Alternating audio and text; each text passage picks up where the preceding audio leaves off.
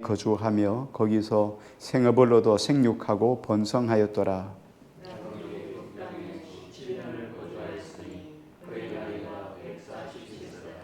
이스라엘이 죽을 날이 가까우매 그의 아들 요셉을 불러 그에게 이르되 이제 내가 네게 은혜를 입었거든 청하노니 내 손을 내 허벅지 아래에 놓고 인애와 성실함으로 내게 행하여 애굽에 나를 장사하지 아니하도록 하라.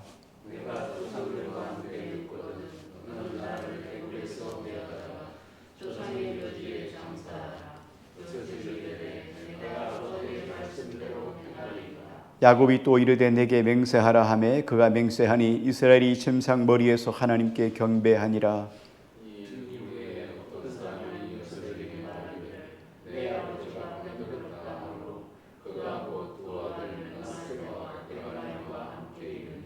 어떤 사람이 야곱에게 말하되 내 아들 요셉이 내게 왔다 하매 이스라엘이 힘을 내어 침상에 앉아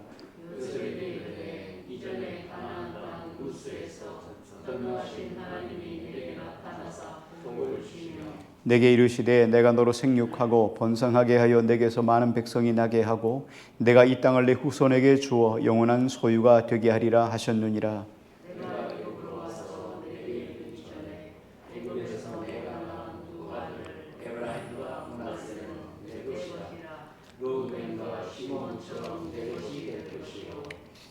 이들 후에 내 소생은 내 것이 될 것이며 그들의 유산은 그들의 형의 이름으로 함께 받으리라.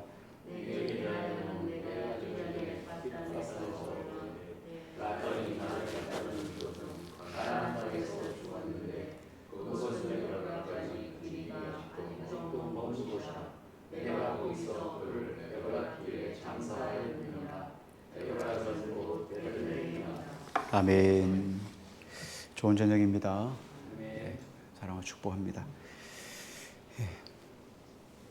가나안 땅에서 애굽으로 내려온 그 야곱의 가족이 70명이라고 했습니다. 그래서 야곱이 바로 앞에 섰을 때 이렇게 이야기했죠. 그때가 130세였죠. 내 나그네 인생이 130세, 130년입니다. 그렇게 이야기를 했죠. 130세에 야곱이 애굽으로 내려왔습니다. 그리고는 바로 앞에 섰을 때 인사하면서 바로에게 청하죠.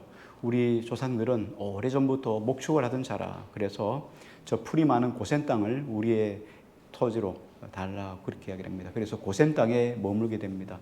그리고 17년이 지났어요. 이제 야곱의 나이가 147세가 되었죠. 130세에 내려와서 17년이 지났으니까 이제 147세가 됩니다. 야곱이 147세에 죽거든요. 그러니까 곧 이제 죽을 날이 임박해졌어요.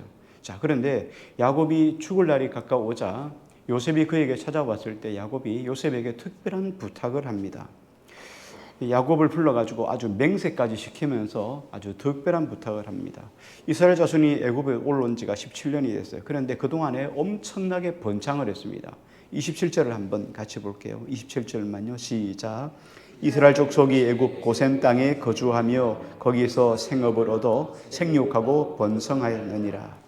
여기 생육하고 번성했다는 것은 생육하고 번성이니까 뭐예요? 자녀들에 관한 문제죠. 자녀들이 엄청나게 많아졌다는 이야기예요. 17년 세월 동안에 70명이 내려갔는데 이제 막 엄청나게 숫자가 많이 이제 커졌어요. 이제 이스라엘이 흉년을 피해서 애굽으로 내려왔는데 이제 애굽에서 17년이 지났으니까 흉년이 아까 어땠습니까?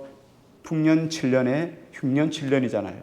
그러니까 이제 흉년 때 내려와서 뭐 7년 지났으니까 흉년이 다 끝났어요. 흉년을 피해서 내려왔으니까 다시 가나안 땅으로 돌아가야 하잖아요.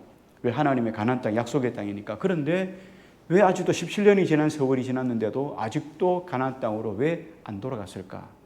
이게 지금 오늘 본문 속에서 한 가지 던져지는 의문이에요. 보면 야곱이 오늘 본문 속에 보면은 가나안 땅에 자기를 묻어달라 이렇게 부탁을 하거든요. 그럼에도 불구하고 결국은 가나안 땅에 못 올라갑니다. 그 이유를 크게는 두 가지로 생각해 볼 수 있어요. 오늘 본문 속에는 실제로 나와 있지 않습니다. 왜 가나안 땅에 안 올라갔는지 알지 못하지만 추정을 해보면 두 가지예요. 하나는 뭐냐면 하나님께서 본문 속에 보면은 가나안 땅이나 애굽 땅이나 하나님께서 가나안 땅을 통해 축복해 주시다 약속했지만 아직도 가나안 땅이나 이 애굽 땅이나 지금 확실하지 않아요. 불확실해요. 왜냐하면 가나안 땅에는 지금 자기 땅이 없거든요. 그러니까 올라갈 수가 없어요. 왜냐하면 내 땅이 있어야 올라갈 수 있잖아요. 남의 땅에 살 수 없잖아요. 뭐 아무나 들어와서 살 수 있는 건 아니잖아요. 남의 땅에서. 그러니까 그런 문제가 한 가지 있었고 하나님이 그 땅을 아직도 확보해 주지 않았다는 거고, 또 한 가지는 뭐냐면 야곱이 지역을 옮길 때마다 반드시 그에게 주신 하나님의 메시지가 있었어요. 하나님은 애굽으로 내려가라 할 때도 하나님의 메시지가 없어서 하나님께 예배하잖아요. 그때 하나님이 나타나셔서 너는 평안히 내려가라 이런 말씀을 하셨잖아요. 하나님의 사람들에게서 어떤 일을 할 때 가장 중요한 건 뭐냐면 내 생각, 내 계획보다 중요한 건 하나님의 뜻이에요.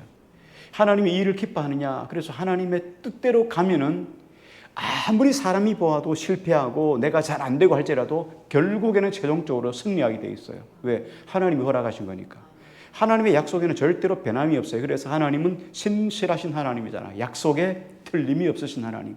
그런데 야곱이 움직일 때마다 하나님 메시지가 임했는데, 하나님 말씀하셨는데 지금 가나안 땅으로 내려가는 하나님 메시지가 아직은 없단 말이에요. 오늘 성경에 보면 계속 쭉 보면은 지금까지 메시지가 17년 동안 있으면서 메시지가 없었어요. 그러니까 아직 가나안 땅으로 못 내려가고 있다는 거예요. 자, 그래서 야곱이 계속 눌러 살던 때에 이제 야곱이 임종할 때가 가까웠어요. 147세니까 곧 돌아가실 때가 얼마 안 남았어요. 죽을 날이 얼마 남지 않았어요. 그때 요셉을 불러가지고 요셉에게 부탁을 합니다. 28절, 29절, 30절인데 우리 한 절씩 한번 걷어볼까요? 제가 28절 읽을게요. 야곱이 애굽 땅에 17년을 거주하였으니 그의 나이가 147세라.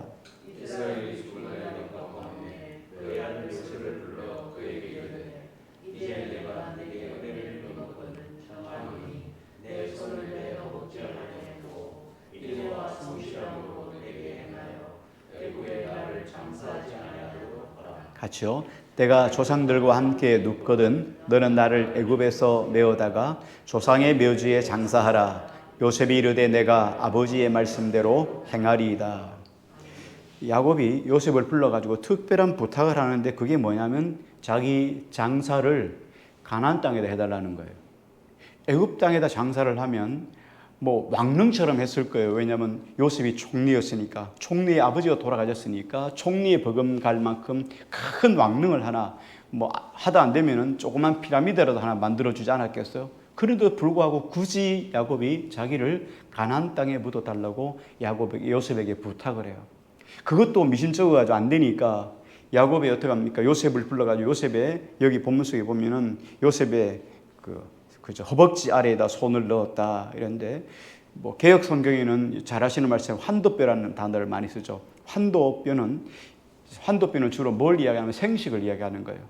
생식을 이야기하니까 낳고 자녀를 낳고 이런 모든 것들을 포함한 거라서 환도뼈, 그래서 허벅지 아래에 손을 넣었다, 이건 그런 걸 의미하는 거예요. 다시 말하면 다음 후손들의 이름을 힘입어서 그들의 이름으로 약속하라는 뜻이에요. 후손들의 이름을 빌려서 약속을 한다. 우리가 그런 말 하잖아요. 야, 내가 뭐 누구의 이름으로 맹세할게, 뭐 이렇게 하잖아요. 하나님 이름으로 맹세할게. 그때 하나님 뭐 맹세하지 말라 이런 말씀을 하셨지만 사람들은 자기보다 더 높은 권위를 향해서 맹세하잖아요.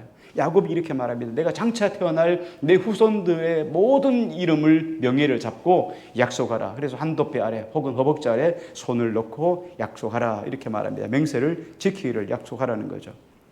야곱이 가나안 땅에 묻히기를 원했던 이유는 두 가지예요. 하나는 뭐냐면 하나님의 약속을 끝까지 붙잡기 위함이에요. 왜냐하면 하나님이 가나안 땅을 통해서 내 후손이 그것에서 머물고 그것을 통하여 하나님이 복을 주신다고 약속했기 때문에.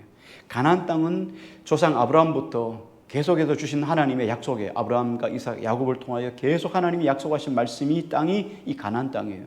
그러니까 약속의 땅을 붙잡기 위해서 가나안 땅으로 돌아가야 되겠다 하나 붙잡은 것이에요. 또 한 가지는 뭐냐면 왜 굳이 가나안 땅으로 돌아가서 장사를 해달라고 하냐면 후손들 때문이에요. 지금 애굽에는 요셉 말고 많은 사람이 생겼죠. 70명이 내려와서 이제 번성했어요. 생육하고 번성했으니까 사람들이 많았잖아요. 그런데 70명의 사람들은 가나안 땅에서 살았던 사람들이에요. 가나안 땅에서 애굽으로 이민 온 사람이에요. 그런데 이민 와서 살아온 생육하고 번성한 나머지 사람들은 가나안 땅에 대해서 조상들로부터 뭐 아버지 형제들로부터 이야기는 들었지만 가보지 못했어요. 그러니까 한 번도 못 가본 사람한테 어떻게 합니까? 그때 장사를 지내려면 사람들이 다 올라가야 돼요. 다 가나안 땅까지 올라가야 되니까 어떻게 합니까? 한번 너희가 지금 장차 하나님 약속에 따라서 들어갈 가나안 땅에 한번 답습해 보라는 거예요. 가보라는 거예요. 그러니까 이 이야기는 뭔 이야기예요? 출애굽에 대한 예행 연습이에요. 우리 믿음의 사람들은 정말 중요한 게 의도와 의미예요. 하나님이 우리에게 왜 이 메시지를 주셨을까 하는 의도, 의미를 붙잡으면은 그렇구나 하는 생각이 들죠. 지금 이 야곱이 의도하는 의도가 지금 하나님의 의도하고 너무 잘 맞는 거예요. 지금 이 애굽 땅 이렇게 지금 잘 먹고 잘 사고 좋은 이 땅이 너희가 영원히 살 땅이 아니라는 거예요. 너희는 지금 어디에 가나안 땅으로 올라가야 된다. 그래서 가나안 땅에 대한 비전을 품기 위해서 나머지 사람들도 다 데리고 올라가는 거예요. 이게 두 번째 이유였죠. 자, 우리 계속해서 한번 볼게요. 48장 1절 2절 한번 같이 볼게요. 1절 2절요. 같이 읽습니다. 시작. 이 일 후에 어떤 사람이 요셉에게 말하기를 내 아버지가 병들었다 하므로 그가 곧 두 아들 므낫세와 에브라임과 함께 이르니 어떤 사람이 야곱에게 말하되 내 아들 요셉이 내게 왔다 하매 이스라엘이 힘을 내어 침상에 앉아. 자, 이제 야곱이 요셉을 불러가지고 부탁을 했잖아요. 가나안 땅에 자기를 묻어달라 부탁을 하고 난 다음에 돌아갔어요. 그리고 한참 오래 지나진 않은 것 같아요. 그러니까 2일 후에 어떤 사람이 요셉에게 말하는데 야, 아버지가 곧 임종하게 됐다 이렇게 이야기를 한 거예요. 그러니까 요셉이 불이 나게 아버지에게 온 거예요. 그런데 아버지가 왔는데 아버지가 단순히 부자간의 만남이 아니고 자기 자녀 2명도 같이 데리고 왔어요. 자, 그리고 이 만남을 통해서 지금 하나님의 복이 어떤가를 설명해 주고 있는 거예요. 우리 3절 4절 한번 같이 볼게요. 같이요. 시작. 요셉에게 이르되 이전에 가나안 땅 루스에서 전능하신 하나님이 내게 나타나사 복을 주시며 내게 이르시되 내가 너로 생육하고 번성하게 하여 내게서 많은 백성이 나게 하고 내가 이 땅을 내 후손에게 주어 영원한 소유가 되게 하리라 하셨느니라. 야곱에게는 놀라운 하나님의 복이 약속되어 있어요. 그래서 이 복이 그냥 야곱에게만 딱 주어진 복이 아니라 하나님께서 아브라함을 선택하시고 갈대우르에서 아브라함을 건져내셨잖아요. 그리고 아브라함을 통해서 그 복이 이삭에게 임하게 하셨고 이삭에게 임한 복이 야곱에게 임하게 하셨어요. 근데 그 복이 어떤 것이냐면 하나님이 이렇게 말씀하셨죠. 내가 이르시되 너로 생육하고 번성하게 하여 내가 많은 백성이 나게 하고 이 땅을 내 후손에게 주어 영원한 소유가 되게 하리라. 이 당시에 구약의 복은 두 가지였어요. 오늘날은 복 이렇게 말하면 많겠지요. 여러 가지 복이 많겠는데 이 당시의 복은 땅 자녀예요. 자녀가 많다 복이에요. 그리고 땅이 많다 복이에요. 오늘날 말하면 땅 부자 이러면 물질하고 다 연관되어 있잖아요. 자녀 이러면 이건 할 수 없는 거예요. 근데 자녀가 많다는 것은 성경에 보면 자녀가 많은 것은 활통에 화살이 많은 것과 같다. 이렇게. 전쟁에 나가면 화살이 많아야 무기가 많아야 이길 수 있잖아요. 자녀가 많은 것이 그 땅에서는 복이었어요. 그런데 야곱에게 하나님의 생육하고 번성하고 충만한 복을 너에게 주리라 약속했어요. 그뿐만 아니라 야곱의 가정이 어떤 가정이냐면 나가서 저 가정을 축복하면 그 가정이 복을 받는 거예요. 그 가정을 저주하면 그 가정이 저주를 받는 거예요. 그러니까 얼마나 권세가 있는 집안이에요. 우리도 마찬가지예요. 믿음의 사람에게도 하나님 이런 복을 주셨어요. 하늘의 복을 주셨잖아요. 왜? 하나님이 왕 같은 제사장이잖아요. 그 당시에 제사장이 어떤 일을 명령하면 그냥 그대로 되어지잖아요. 하나님 우리에게 제사장의 직분을 주셨다고요. 그래서 우리가 복을 빌면 사람들이 복을 받아요.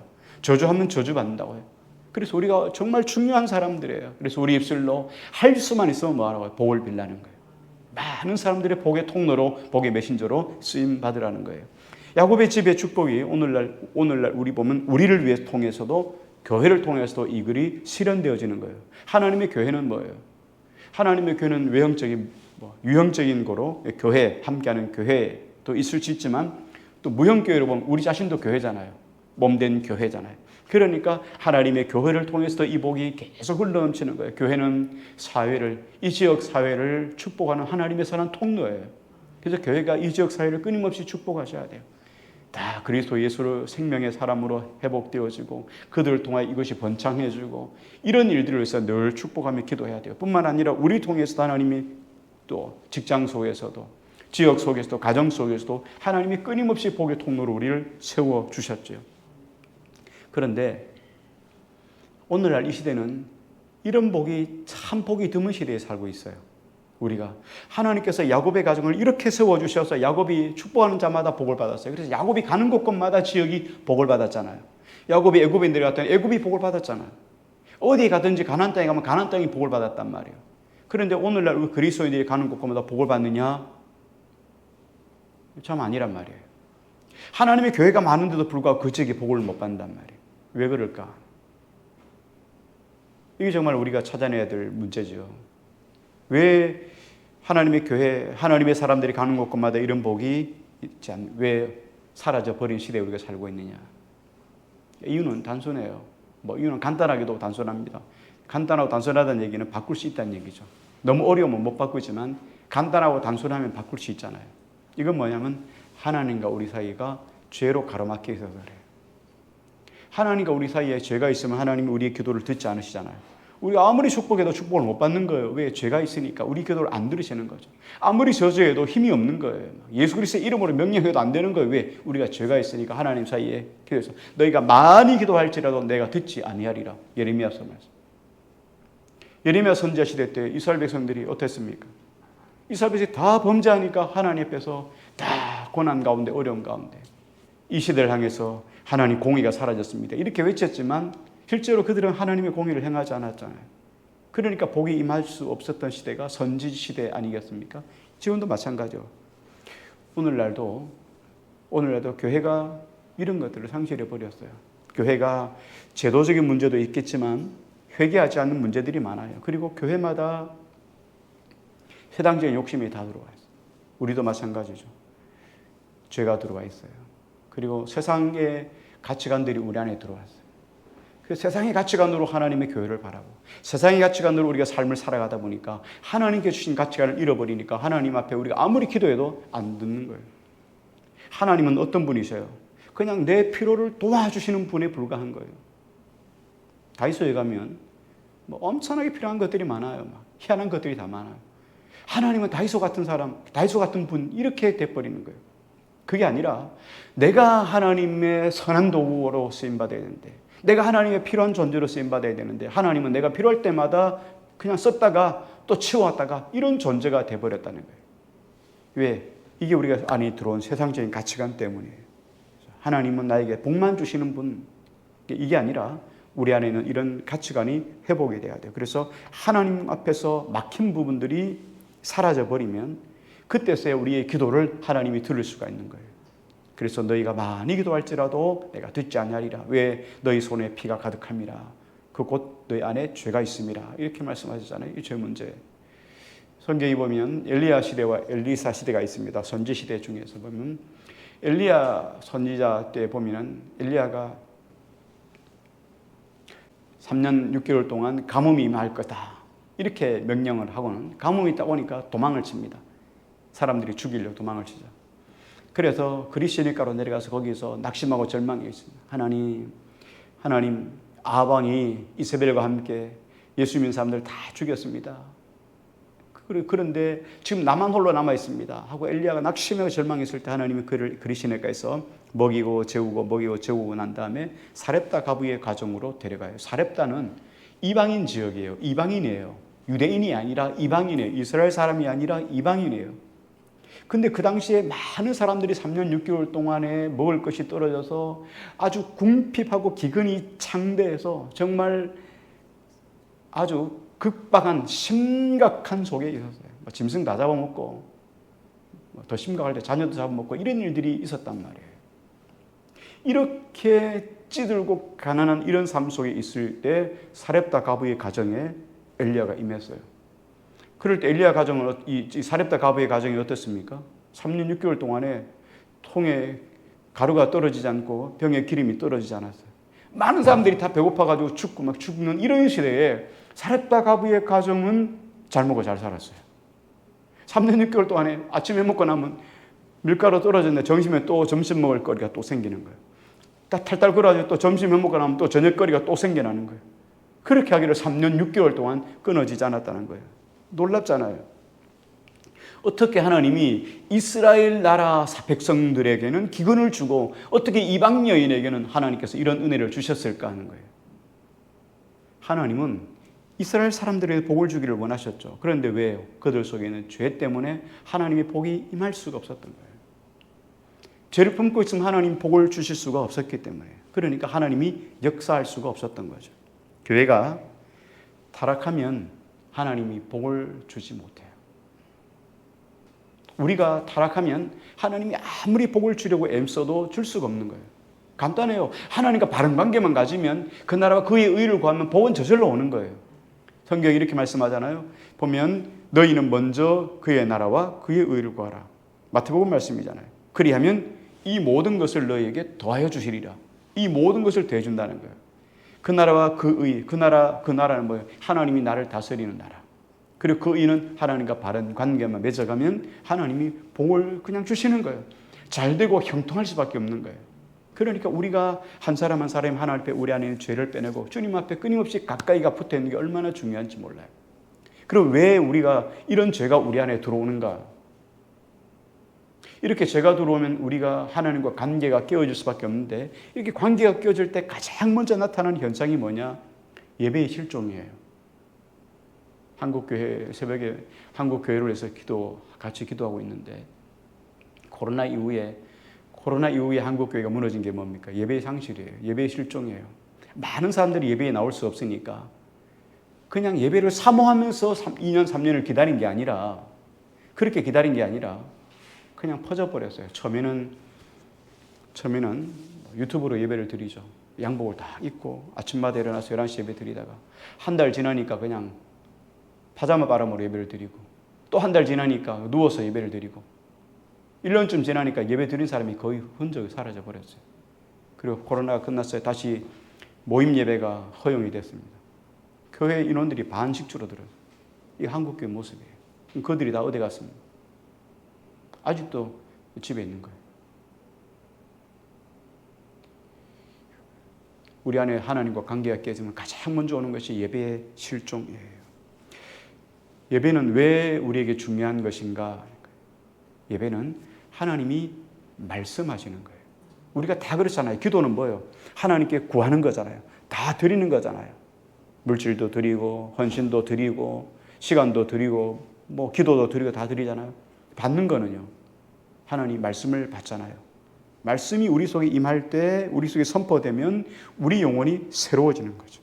그래서 말씀을 들을 때 우리 안에 있는 생명의 길이 열리는 거예요. 말씀을 들으면서 우리 안에 죄를 깨닫게 되고 회개하잖아요. 우리 안에 약한 것들을 바꾸잖아요. 그래서 예배를 통해 우리 심령이 회복되어지고 고쳐지고 새롭게 되는 것이 예배예요. 그러니까 이 예배를 상실해버리면 우리가 고쳐지고 회복되어지고 새롭게 되는 시간들이 없어져 버리는 거예요. 하나님께 복음 받고 싶은데 새로워지지 않았어요. 회개되지 않았어요. 고쳐지지 않았어요. 복을 줄 수가 없는 거죠. 그래서 가장 중요한 게 예배의 회복이에요. 이것만 회복되면 말씀이 우리 속에 임해지고 말씀을 통해 우리 삶이 바뀌어지면 하나님의 복이 다시 흐르게 되는 거죠. 야곱과 요셉의 만남도 조금 특이하다고 그랬어요. 오늘 본문 속에 보면 약간 특이해요. 자, 보면 야곱이 요셉의 두 아들들을 자기의 양자로 삼아버려요. 희한하죠. 아들의 아들, 손자를 자기의 아들로 양자로 삼아요. 좀 특이한 이야기인데 한번 볼게요. 5절, 6절 한번 같이 볼게요. 같이요. 시작. 내가 애굽으로 와서 내게 이르기 전에 에브라임과 므낫세는 내 것이라. 르벤과 시몬처럼 내 것이 될 것이라. 이들 후에 내 소생은 내 것이 될 것이며 그들의 유산은 그들의 형의 이름으로 함께 받으리라. 아멘. 요셉이 애굽에 내려와서 낳은 아들들, 야곱이 내려오기 전에 요셉이 낳은 아들은 두 아들이에요. 에브라임과 므낫세. 므낫세가 맞이고 에브라임이 동생이에요. 그리고 나서 또 야곱이 내려오고 난 다음에 아들들이 많았어요. 또 계속 자녀를 낳았어요. 그래서 이렇게 이야기를 하잖아요. 애굽에서 내게 이르기 전에 애굽에서 내게 낳은 두 아들 에브라임과 므낫세는 내 것이고 르벤과 시므온처럼 내 것이 될 것이고. 르벤과 시므온은 뭡니까? 르벤과 시므온은 야곱의 첫째 아들이 르벤이고 둘째 아들이 시므온이에요. 그러니까 내 첫째 아들, 둘째 아들처럼 될 것이다 라는 말이에요. 자식의 하나로 삼겠다는 거예요. 그리고 이들 후에 내 소생은 내 것이 될 것이다. 이 다음에 낳은 자식들은 너 거야.